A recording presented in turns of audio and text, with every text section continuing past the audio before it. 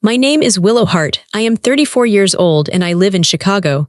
For 7 years, I thought my life was perfect. I thought the silence in my house meant peace. I was wrong. Silence actually meant secrets. I was trying so hard to be the perfect wife that I didn't see the truth right in front of my face. My husband, Eric, wasn't just working late. He was building a whole new life without me. Everything changed on a Tuesday afternoon. I was sitting alone in a coffee shop, staring at my cold latte, feeling lost. Then, a man I had never seen before sat down at my table. He didn't smile. He didn't introduce himself. He just slid a thick brown envelope across the table toward me. He looked me in the eye and said, "Your husband is seeing my wife." I froze. My heart stopped beating for a second, but he wasn't done. He placed a heavy briefcase on the chair next to me and leaned in close. "If you move first, you lose," he warned. "But if you listen to me, we both win." That was the moment I stopped being a victim and started planning my future. But before I tell you how everything flipped, like and subscribe, drop a comment. Where are you watching from? My name is Willowheart. I am 34 years old. After Daniel Reed gave me the envelope in the cafe, I couldn't look at my life the same way. It was like putting on a pair of glasses after being blind. Suddenly, I saw everything clearly. I saw the cracks in the walls. I saw the dirt in the corners. I saw the lies my husband had been telling me for months. I realized that the signs had been there all along. I had just chosen to ignore them. I wanted my marriage to be happy, so I pretended it was. But now, with the memory of those photos burning in my mind, I started to replay the last few months. It started with small things.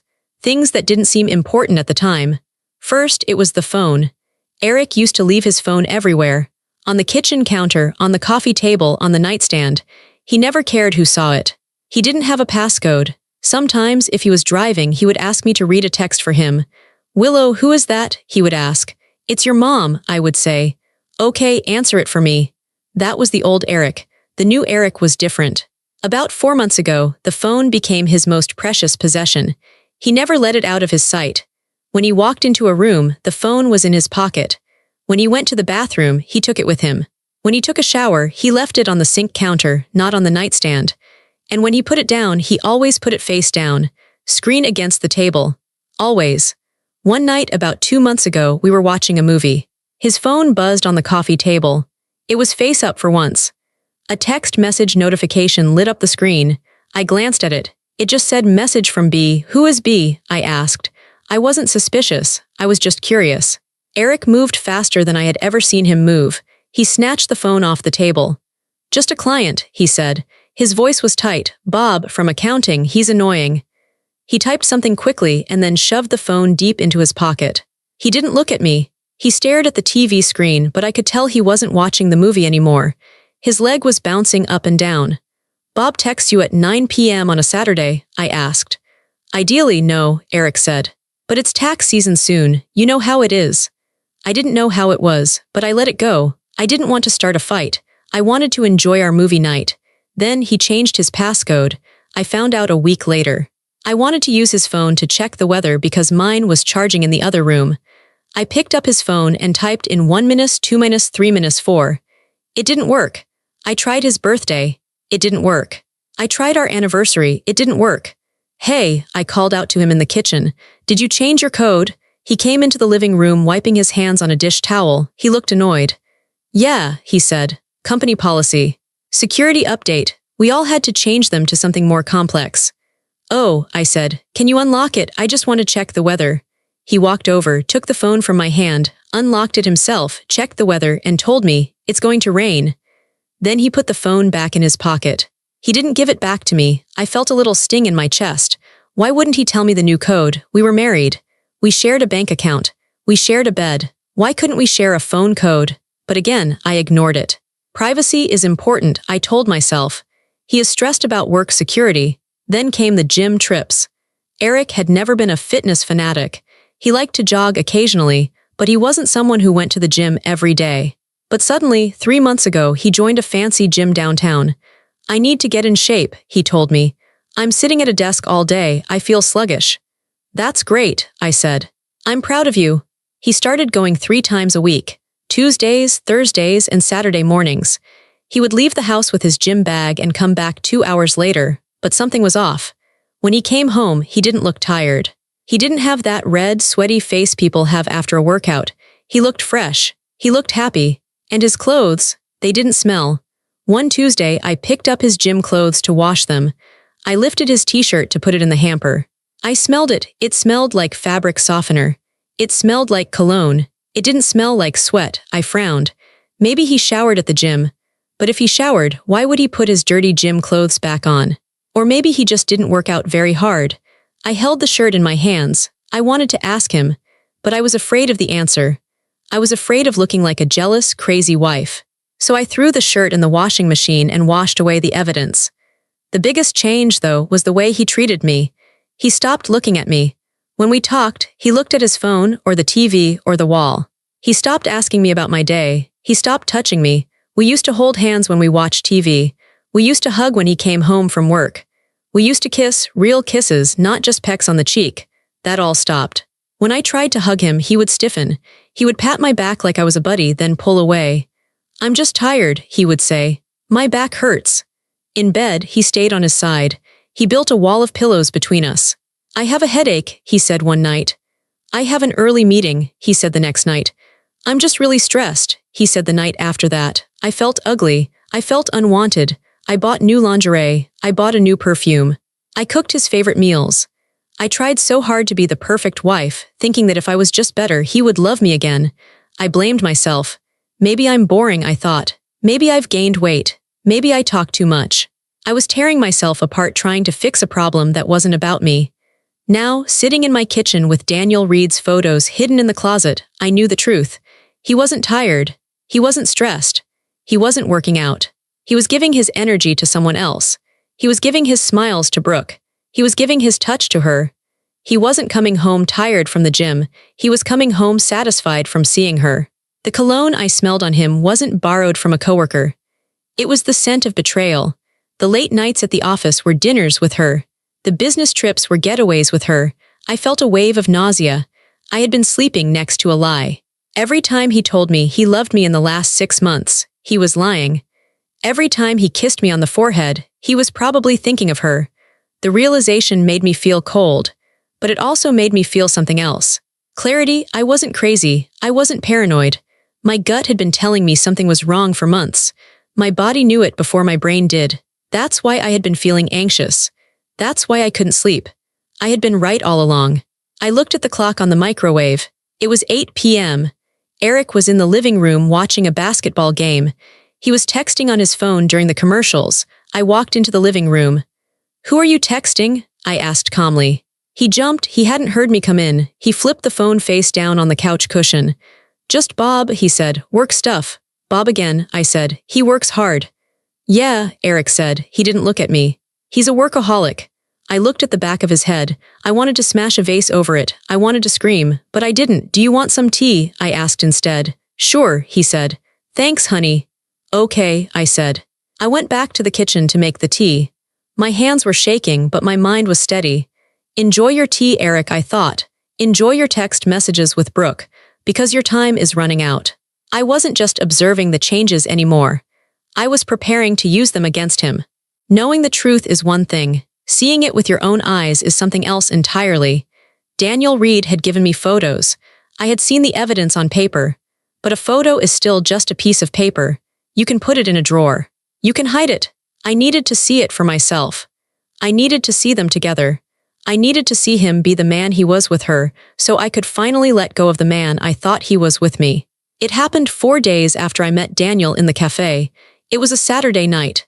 Eric told me he had a networking dinner with some potential clients. "It's going to be boring," he said while adjusting his tie in the mirror. "Steakhouse downtown. Bunch of old guys talking about tax law. I probably won't be home until late." "Okay," I said. I was sitting on the edge of the bed watching him. "Have fun." "I won't," he said with a fake sigh. "I'd rather be here with you." He leaned down and kissed my cheek. He smelled like expensive musk. He was wearing his best cufflinks. He looked sharp. He looked excited. He left at 6:30 p.m. As soon as his car pulled out of the driveway, I got up. I didn't cry. I didn't pace. I went to my closet and put on a black coat and a dark wool hat. I grabbed my car keys. I wasn't going to follow him. That was too risky. If he saw my car, he would know. But I knew where he was going. In the photos Daniel gave me, there was a matchbook on the table in one of the pictures. It said the Onyx Room. It was a high-end Italian restaurant on the north side of the city. It was romantic, candlelight, expensive wine. It wasn't a place for boring tax meetings. I drove to the city. My hands gripped the steering wheel tight. I felt like a spy in my own life.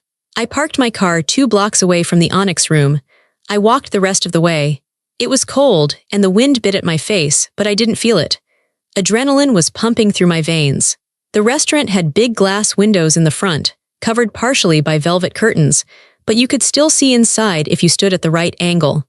I stood across the street, in the shadow of a bookstore awning. I waited. I watched couples walk in. I watched valet drivers park luxury cars, and then I saw them. They were sitting at a table near the window. It was perfect. It was like a stage set up just for me to watch. Eric was sitting facing the window. Brooke was sitting across from him. I recognized her from the photos. She was stunning. She had long, wavy blonde hair that cascaded over her shoulders. She was wearing a wine-colored coat that she had draped over the back of her chair, revealing a sleek black dress. She looked confident.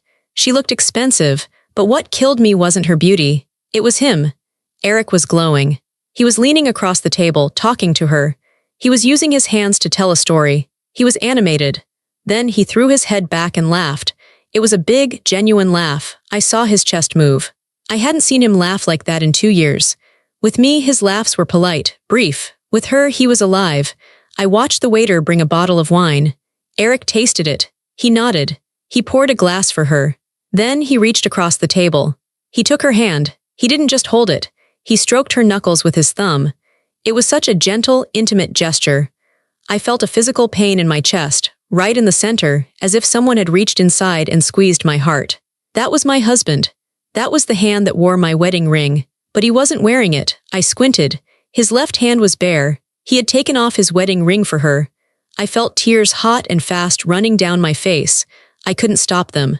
He looked at her with such adoration. It was the look he used to give me when we were dating. The look that said, "You are the only person in the world." Now, he was giving it to a stranger. I watched them for 20 minutes. I watched them eat. I watched them drink. I watched him feed her a bite of his dessert. She laughed and wiped a crumb from his lip. It was a scene from a romance movie. But I was the villain watching from the shadows. Or maybe I was just the audience, the irrelevant extra. I wanted to run across the street. I wanted to burst into the restaurant. I wanted to flip the table over. I wanted to scream, "That's my husband. He's lying to you. He's lying to me." I imagined the glass shattering. I imagined the silence in the restaurant. I imagined the look of horror on Eric's face. It would feel so good. It would be a release of all this pain. But then I remembered Daniel's voice. If you move first, you lose. If I made a scene now, Eric would know I knew. He would go into defense mode. He would hide the money. He would tell everyone I was unstable. He would spin the narrative. I couldn't give him that satisfaction. I couldn't let him win, so I stood there. I froze my feet in the cold Chicago night. I let the tears freeze on my cheeks. I watched my marriage die. It didn't die with a bang. It didn't die with a fight. It died quietly, viewed through a pane of glass from across the street. I saw him kiss her hand. That was it. That was the final nail in the coffin. I turned away. I couldn't watch anymore. I walked back to my car. My legs felt heavy, like they were made of lead. I got in and locked the doors. I sat in the dark car and screamed. I screamed until my throat was raw. I hit the steering wheel until my hands hurt. I let it all out. The anger. The betrayal, the grief. "I hate you," I screamed at the empty air. "I hate you, Eric." Then silence returned. I wiped my face with a tissue. I checked my reflection in the rearview mirror. My eyes were puffy. My nose was red. I had to go home. I had to be in bed before he got back. I drove home on autopilot. I don't remember the drive. When I got home, I changed into my pajamas. I washed my face. I drank a glass of water. I got into bed. I lay on my side, staring at the wall. 2 hours later, I heard his car.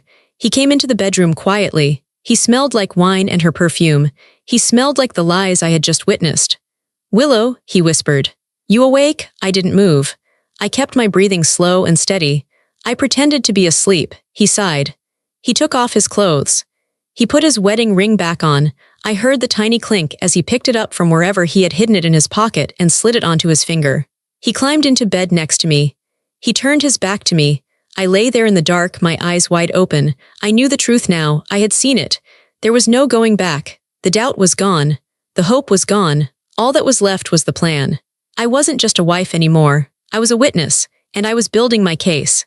The next few weeks were the hardest acting performance of my life. I was living two lives. I was two different women inhabiting one body. On the outside, I was Will of the wife. I cooked dinner. I did the laundry. I asked Eric about his day. I smiled when he told me his boring stories. I nodded when he complained about his boss. I kept the house clean. I paid the utility bills. I was the picture of a supportive, loving spouse.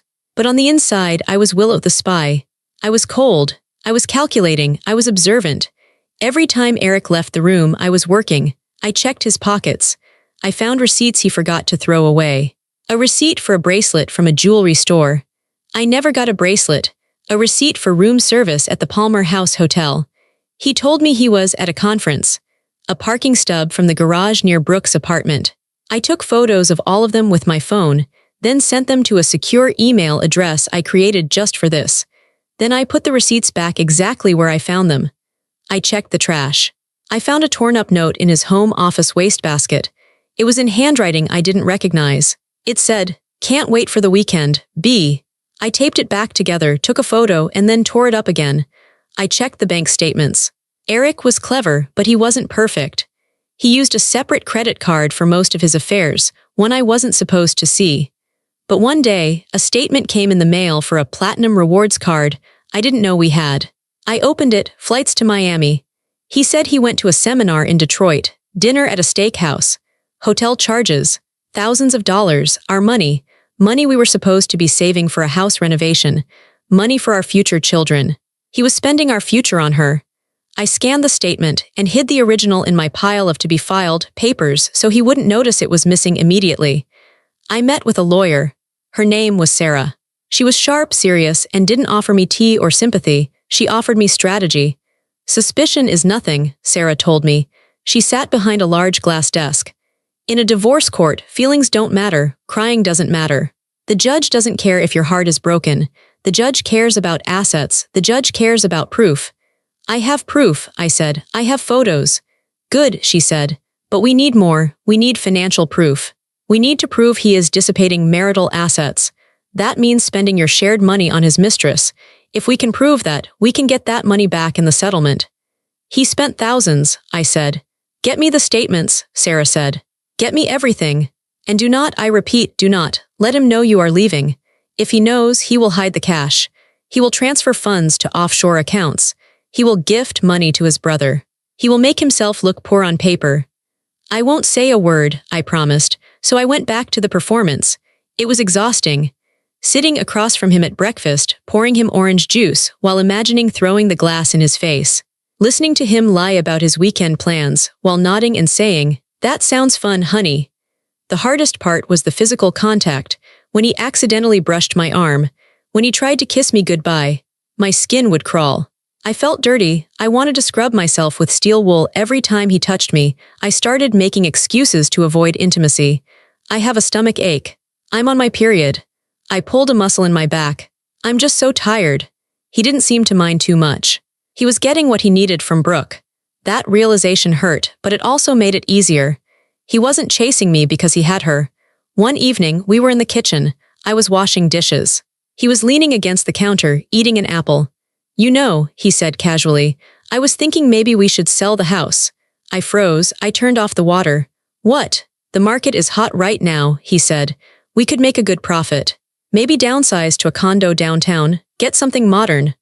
I knew exactly what he was doing. He wanted to sell the house so he could liquidate the asset. He wanted the cash. He was planning to leave me. He wanted to split the money, take his half, and go start a new life with Brooke in a modern condo. He was trying to trick me into selling my own home so he could leave me more easily. Rage boiled in my stomach. It was hot and acidic. How dare you, I thought. This is my home. I planted the flowers in the garden. I painted these walls. But I forced a smile. I dried my hands on a towel. "I don't know, Eric," I said. "I love this house. And the market might crash soon. My friend who is a realtor said it's better to wait until spring." "Really?" he asked. He looked disappointed. "Yes," I lied. "We would lose money if we sold now." Let's wait 6 months. Okay, he said. If you think so, he bought it. I turned back to the sink and let out a long breath. That was close. He was making moves. He was planning his exit. I had to be faster.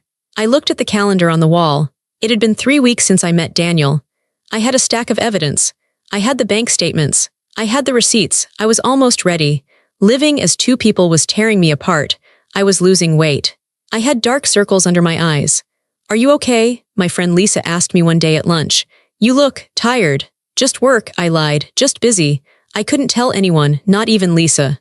If I told her, she might get angry. She might confront Eric. She might post something on Facebook. I needed silence. I was lonely. God, I was so lonely. The only person who knew the truth was a stranger named Daniel Reed. I touched the business card in my pocket. I carried it everywhere. It was my lifeline. It was time to call him. I met Daniel Reed again on a rainy Thursday. We met in a different place this time. Not the cafe, too risky. We met in a public library in the back corner where the history books were kept. It was quiet. It was private. He was sitting at a wooden table, waiting for me. He looked better than the first time. He was freshly shaved. He was wearing a crisp white shirt. He looked more focused. Less broken. Willow, he said, nodding as I sat down. Daniel, I said, how are you holding up? He asked. I'm tired, I admitted. Living with a liar is exhausting. I know, he said. Brooke told me yesterday she loves me. She looked me right in the eye and said it. I almost laughed. We shared a dark look. A look only two betrayed people can understand. I have more, Daniel said. He opened his briefcase. It was the same black leather case. He pulled out a thick stack of papers. I hired a private investigator, he said. A professional. This isn't just photos of them holding hands anymore. This is court-admissible proof. He laid the papers out. Item 1, he said. The condo, he pointed to a lease agreement. They rented a condo in Evanston, a luxury unit, signed 3 months ago. Both their names are on the lease, Eric Hart and Brooke Reed. I stared at the signature. It was Eric's signature. The same loop on the E that was on our marriage license. They have an apartment together, I whispered. Yes, Daniel said. They call it their hideout. They go there on Tuesdays and Thursdays. That's why Eric is at the gym. Item 2, he continued. The pregnancy test. My head snapped up. What? Daniel's face was grim. He slid a photo across the table. It was a photo of a receipt from a pharmacy. Item. Pregnancy test kit. Date, last Tuesday, found in the trash of the Evanston condo. Is she? I couldn't finish the sentence.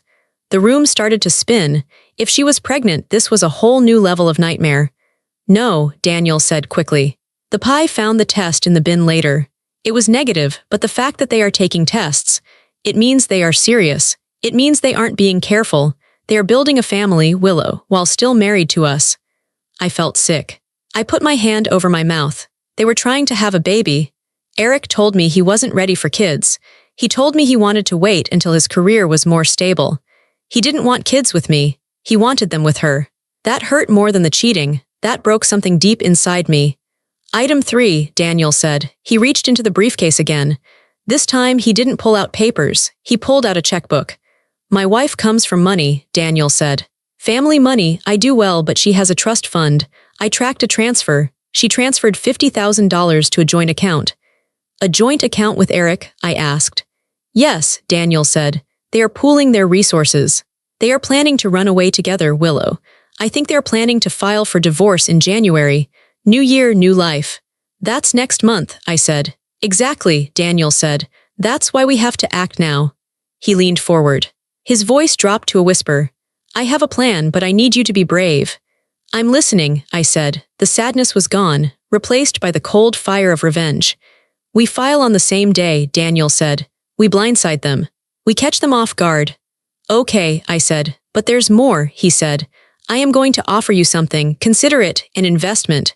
He wrote a number on a piece of paper and slid it to me. $100,000. I looked at him. What is this? This is for legal fees, he said. This is for a new apartment. This is for you to be safe. I know Eric controls the finances. I know if you leave, he might cut off your cards. I don't want you to be trapped. I can't take your money, I said. It's not charity, Daniel said firmly. It's strategy. If you are weak, Eric wins. If Eric wins, Brooke wins. And I do not want Brooke to win. I want to destroy their little fantasy. Helping you helps me. He looked intense. He looked powerful. Take it, he said. Get the best lawyer in the city. Secure your future. When the divorce is final, you can pay me back if you want. Or not, I don't care. I just want justice. I looked at the number. It was enough to start over. It was freedom. I looked at the lease agreement. The pregnancy test receipt. They were planning to destroy me. They were planning to leave me with nothing. Daniel was offering me a shield. Okay, I said. I accept. Good, Daniel said. Here is the timeline. He tapped the table with his finger. Next Monday, 9 a.m., my lawyer files the petition. Your lawyer files the petition. We serve them both at 10 a.m. while they are at work, while they feel safe. Monday, I repeated. That's 4 days away. Can you hold it together for 4 more days? Daniel asked. I thought about Eric. I thought about the lies. Yes, I said. I can do anything for 4 days. Do not warn him, Daniel said. His eyes were hard. Do not give him a hint. Be the sweetest, most loving wife he has ever seen. Make him feel safe. Make him feel like he has gotten away with it. Why? I asked. Because, Daniel said, the surprise is our biggest weapon. When they get served those papers, they will panic. They will turn on each other. And we will be watching. He closed his briefcase. The click of the latches sounded like a gunshot in the quiet library. Monday, he said. We end this. I walked out of the library into the rain. I didn't open my umbrella. I let the rain wash over my face. I felt cleansed. I felt ready. I had the evidence. I had the money. I had the plan. I drove home to Eric. I walked into the house. He was on the couch. Hey, he said, you're late. Sorry, I said. I smiled, a big, bright, fake smile. I was just picking up a surprise for dinner. I cooked him a steak. I rubbed his shoulders. I let him pick the movie. I played the role of the devoted wife perfectly. Enjoy it, Eric, I thought as I watched him eat. Savor this steak. Savor this house. Savor this peace, because Monday is coming, and you won't know what hit you. The 3 months following my meeting with Daniel were the longest months of my life. Daniel had told me to wait. He said we needed to let them get comfortable. He said we needed to let them make mistakes. So, I waited. It was November, then December, then January. Living with Eric during this time was like living in a museum. Everything looked perfect on the outside, but inside it was cold and empty. I had to wake up every morning and put on a mask. I had to smile when I wanted to scream. I had to cook dinner for a man who was betraying me. I had to sleep in the same bed as a man who smelled like another woman. But I did it. I did it because I had a goal. Eric became very comfortable. He thought he was a genius. He thought he had tricked me completely. Because I wasn't asking questions anymore, he stopped being careful. He started leaving his phone on the table again. He started coming home later and later without even making up a good excuse. Working late, he would say, barely looking at me. Okay, I would say. I kept a plate warm for you. I wasn't just waiting, though. I was working. Every Tuesday, I met with my lawyer, Sarah. I brought her everything. I brought her copies of his credit card statements. I brought her photos of the texts I managed to see. I brought her the logs of his toll road pass, which showed him driving to Evanston 3 times a week. Sarah was impressed. This is good, Willow, she said. This is a fortress. He won't be able to deny anything. But the hardest part wasn't the legal work. It was the emotional work. I remember Christmas Eve. We went to Eric's parents' house. His mother hugged me. His father shook my hand. They were good people. They loved me. They had no idea what their son was doing. We sat around the Christmas tree opening gifts. Eric gave me a scarf. It was gray. It was wool. It was boring. It looked like something he bought at the airport gift shop 5 minutes before coming home. Thanks, honey, I said. I love it. I gave him a watch. An expensive watch. I used our joint account to pay for it. Wow, he said. Willow, this is too much. Nothing is too much for you, I said. He looked guilty for a split second, just a second. Then he put the watch on and smiled. You're the best wife, he said. I almost threw up. Later that night, I saw him texting in the bathroom. I knew he was texting Brooke. He was probably wishing her a Merry Christmas. He was probably telling her he missed her. I sat on the edge of the guest bed in his parents' house and stared at the wall. Enjoy this Christmas, Eric, I thought. Because next year you will be alone. Daniel and I texted sometimes. We used a secure app that deleted the messages automatically. Daniel, Brooke bought a new dress for New Year's. She thinks we are going to a gala. She doesn't know I canceled the tickets. Me. Eric thinks we are looking for a vacation home in Florida. I sent him listings today. Daniel, good, keep him distracted, keep him blind. We were a team, two people bound by pain, working together to take back our power. The waiting was painful, but it gave me clarity. I realized that I didn't love Eric anymore. I couldn't love him. You can't love someone who treats you like an option. The love had turned into something else. It had turned into pity. I looked at him and I saw a weak man. A man who needed constant validation. A man who needed two women to make him feel like a king. He wasn't a king, he was a cheater. And cheaters are small people. By the end of January, I was ready. I had the money Daniel gave me in a separate account in a different bank. I had a new apartment lined up. It was a small studio in the city, but it was mine. I had signed the lease and paid the deposit. I hadn't moved anything in yet, but the keys were in my purse. I was ready to jump. I just needed the signal. February came. The weather was brutal. Snowstorms buried Chicago. The cold was relentless. Eric made his biggest mistake in the first week of February. He got careless with the cloud. We shared a family plan for our phones and devices. Usually, he kept his settings private. But one night, after he had too much wine at dinner, he must have clicked the wrong button on his iPad. I was in the living room the next morning. He was in the shower. I picked up the iPad to check the weather. Suddenly, photos started populating the stream. Ping, ping, ping. They weren't photos of the weather. They were photos of a house, not our house, and not the condo in Evanston. It was a large, modern house in the suburbs. There were photos of the kitchen, photos of the master bedroom, and then a screenshot of a conversation. It was a text thread with a realtor. Realtor, the seller accepted the offer. Eric, congratulations. Eric, great news. Brooke will be thrilled. We want to close by March 1st. Realtor, understood, just need the deposit check. I stared at the screen. My hands went cold. He wasn't just renting a condo with her. He was buying a house with her. He was buying a house with our money. The deposit check would have to be huge. 50,000, 100,000. If he wrote that check, our savings would be gone. He was planning to drain our accounts before filing for divorce. He was going to steal my future to build his new life with her. Panic rose in my throat. I wanted to run into the bathroom and shake him, but I stopped myself. If you move first, you lose. I took photos of the iPad screen with my phone. I captured everything. The house address, the realtor's name, the confirmation of the offer, the date. Then I put the iPad back exactly where it was. I ran to the kitchen and called Daniel. My hands were shaking so hard I dropped the phone twice. Daniel, I whispered, we have a problem. What is it? He asked. He sounded awake and alert. He's buying a house, I said. With her. He's going to use our savings for the deposit. He wants to close by March 1st. There was silence on the other end of the line. March 1st, Daniel said. That's 3 weeks away. We can't wait anymore, I said. If he moves that money, it will take years to get it back in court. I can't let him steal everything I worked for. You're right, Daniel said. We have to accelerate. When? I asked. Monday, Daniel said. This coming Monday. We are done waiting. We are done planning. It's time to execute. Are you sure? I asked. I'm sure, Daniel said. Brooke told me last night she wants a divorce. She said she needs to find herself. She doesn't know I know about Eric. She thinks she's letting me down gently. Eric hasn't said anything to me, I said. He's a coward, Daniel said. He's waiting until the house is secured. He wants to have his new nest ready before he kicks you out of the old one. I felt a surge of anger so strong it made me dizzy. Eric was going to blindside me. He was going to throw me out on the street after 7 years of marriage. He didn't care about me at all. I was just an obstacle to him. Monday, I said. Let's do it. Get your paperwork ready, Daniel said. Tell Sarah to file at 9 a.m. sharp. My lawyer will do the same. We will serve them at 10 a.m. Okay, I said. Willow, Daniel said. Yes, this weekend. It's going to be hard, he said.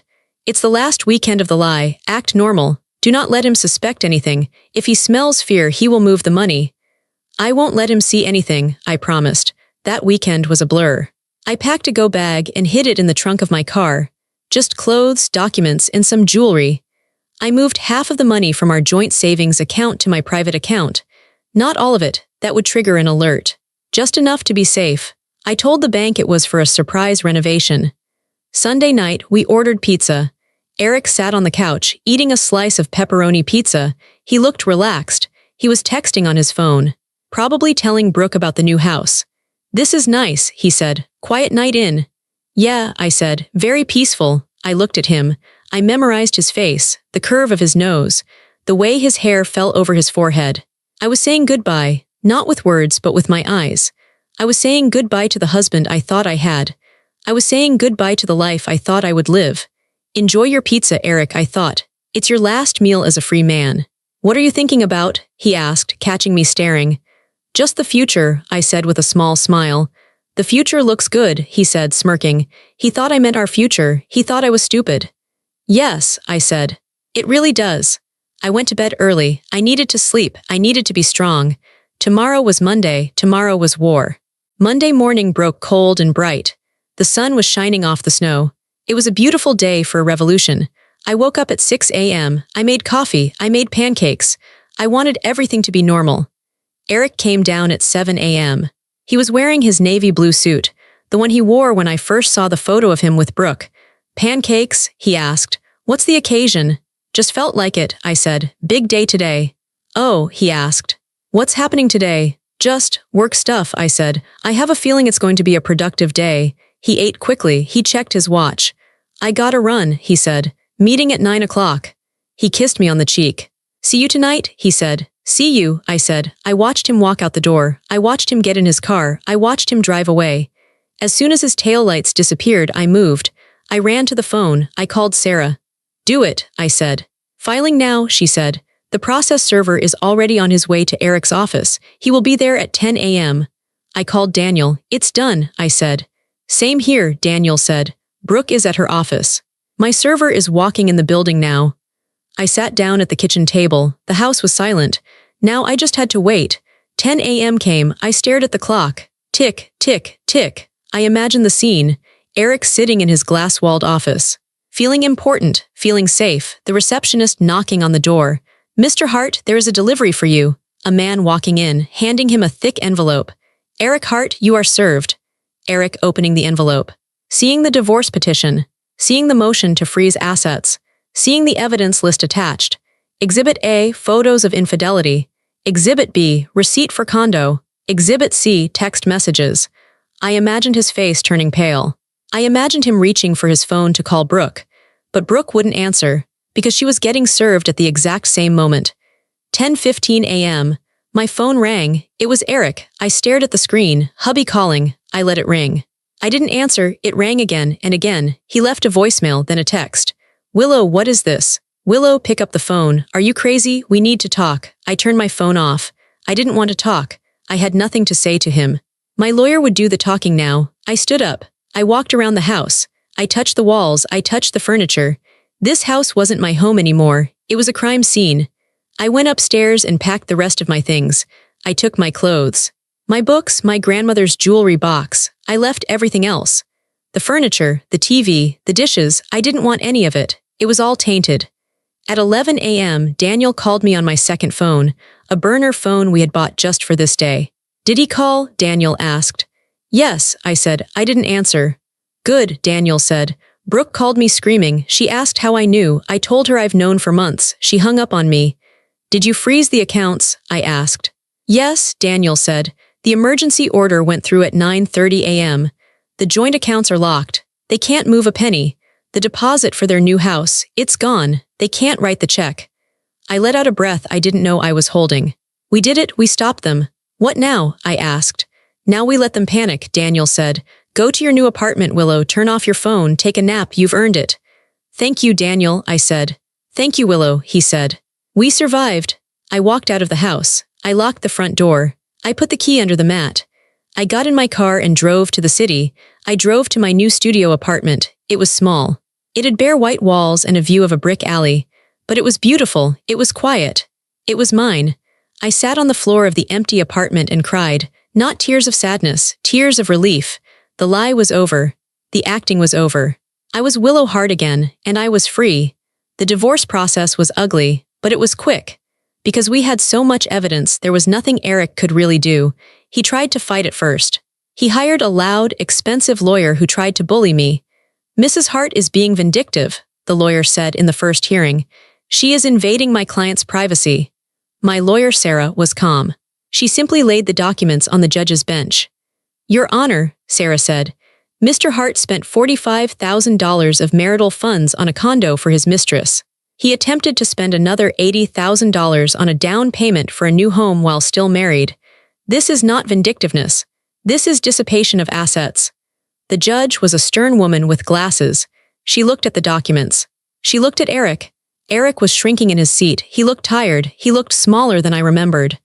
Mr. Hart, the judge said, "Is this true?" Eric tried to speak. "Your Honor, it's complicated." "It looks very simple to me," the judge said. The court was clinical. It stripped away all the drama. In my kitchen, the affair was a tragedy. In the courtroom, it was just math. Amount spent on affair, X amount owed to wife, Y. The judge ordered Eric to pay me back half of every dollar he spent on Brooke. She ordered him to pay my legal fees. She gave me 60% of the house sale proceeds because of his financial misconduct. It was humiliating for him. Every lie he told was read out loud by the court reporter. Every hotel receipt was shown on a screen. I sat there and watched him. I didn't feel happy. I didn't feel sad. I just felt numb. This was the man I had vowed to spend my life with, and now he was just a defendant in a lawsuit. Brooke was there too, in the back of the room. She looked terrible. She wasn't wearing the wine-colored coat. She was wearing a plain gray sweater. She looked pale. She had lost her husband. Daniel had divorced her swiftly. He had a prenup, and because of her infidelity, she walked away with very little. And now, Eric was broke too. The rich boyfriend she thought she had snagged was being stripped of his assets by the court. Their fantasy had crumbled. Without the secrecy, without the thrill, without the money. They were just two unhappy people sitting in a cold room. I looked at Brooke. She met my eyes. She looked away first. She was ashamed. After the final ruling, Eric tried to talk to me in the hallway. "Willow," he said. I turned to face him. He looked old. His suit was wrinkled. "I'm sorry," he said. "I really am. I made a mistake. I lost everything." I looked at him. I remembered the nights I waited up for him. I remembered the lies. I remembered the pain. "You didn't lose everything, Eric," I said. "You threw everything away. There is a difference. Can we ever be friends?" he asked. I laughed. It was a short, dry laugh. "No," I said. "I don't befriend strangers, and I realized recently, I never really knew you." I turned around and walked away. I heard his footsteps stop. He didn't follow me. I walked out of the courthouse and into the sunshine. Sarah was waiting for me. "You did good," she said. "It's over?" I asked. "It's over," she said. "You are divorced. The money will be transferred to your account by Friday." I took a deep breath. The air smelled like spring. The winter was finally over. It has been 6 months since the court case ended. My life is very different now. I am still Willow Hart. But I am a different version of her. I bought a small cottage near the lake. It has a garden. I planted tulips and daffodils. I painted the kitchen yellow, a bright, happy yellow. Eric hated yellow. He said it was too loud. I love it. I work at the library full-time now. I was promoted to head archivist. I love the quiet of the books. I love organizing things. I see Daniel sometimes. We aren't dating. We are friends. We are bound by what we went through. We meet for coffee at the same cafe where we first met. But now we sit at a different table, and we smile. "How is the cottage?" he asked me last week. "It's perfect," I said. "How is the new business?" "Booming," he said. "I'm traveling to London next week." "Good for you," I said. We never talk about Eric or Brooke anymore. They are in the past. They are shadows that faded when the light turned on. I heard rumors, though. I heard they broke up 2 months after the divorce. Without the money and the excitement, they turned on each other. Eric blamed her for his bankruptcy. She blamed him for losing her lifestyle. They are both miserable. But their misery doesn't bring me joy. It just brings me indifference. I don't care about them. I don't hate them. Hate takes too much energy. I need my energy for my garden, for my books, for my friends. I sit on my porch in the evenings and watch the sunset over the lake. It is quiet, but it is a different kind of quiet than the one I had with Eric. That was a silence of suppression, a silence of secrets. This is a silence of peace. I am alone, but I am not lonely. I have myself, and I like myself. I learned that I am stronger than I thought. I learned that the truth hurts, but it heals. Lies are like painkillers. They make you feel better for a while, but they don't fix the wound. The truth is the surgery. It leaves a scar, but it saves your life. I look at the scar on my heart sometimes. It reminds me of what I survived. It reminds me that I didn't let them destroy me. I fought back. I stood tall. And I won. My name is Willow Hart, and I am finally, truly free. Like and subscribe if you enjoyed my story. Drop a comment and tell me where you are watching from.